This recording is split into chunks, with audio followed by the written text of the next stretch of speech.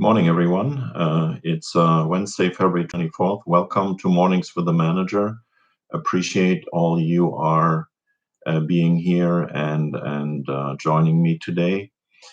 Before we get started, I just wanted to let you know that I just checked up on the sign up for the vaccinations for the Montage Health Clinic that is taking place on the 25th and the 26th in Marina. And there are openings for folks that are 75 and older, or work in healthcare, or 65 and older and work in agriculture, food, education, childcare, or emergency services, or those who live in Seaside and Marina in certain zip codes and are 65 and older. So please, if you fall under those qualifiers, right now there are still a bunch of openings available for tomorrow and Thursday for tomorrow and Friday at CHOMP. So you have to go on the website through chomp.org, and there you will find out that how you can sign up for that. But there are still a large number of openings for the Thursday and Friday clinics. So I wanted to start with that and let you know that that's part, of course, of the increasing numbers of vaccinations that are taking place here on the peninsula. And with that urgent news that I wanted to share with you, I want to talk about a few items that hopefully you find interesting and informative. Let's stick to the first topic, which is the COVID-19 update that I want to provide to you. The numbers are trending all in the right directions. We can really see that there is a strong downwards trend in many of those numbers. I believe on Monday, the infection rate or the number of active cases that are being tracked in the city of Monterey were 9 cases in the city of Monterey. So that's good news. Of course, we have to be cautious because we have seen the virus work in waves, and we have to remain vigilant. But all those numbers are trending in the right direction.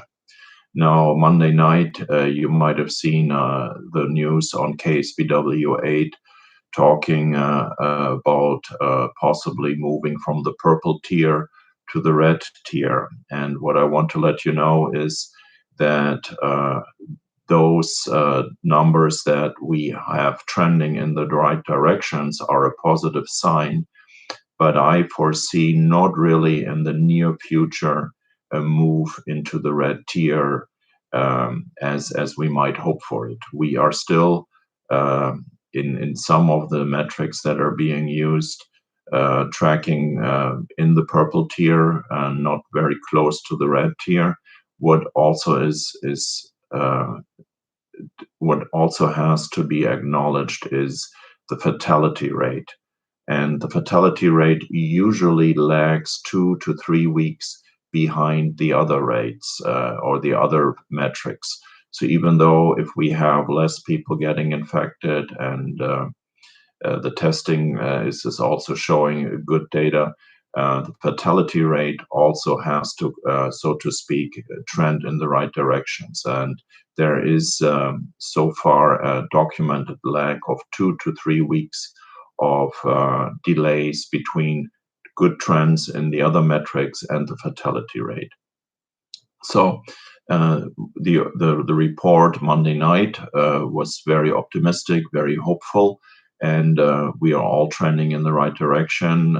Some counties have already gone into the red tier. I think Marin County is one of them in the San Francisco Bay Area. Here in our area, Monterey County, we will still stay for a little while longer in purple. So it will not happen in the next week or so. So stay tuned on that. And of course, our public health official, Dr. Moreno, who is ultimately the person who will make those determinations after they look at the numbers, will advise when they are ready to do that. The vaccination numbers, going back to my first remarks, that there are openings right now for vaccinations. The vaccination numbers are trending also in the right direction. We are getting more doses into the county.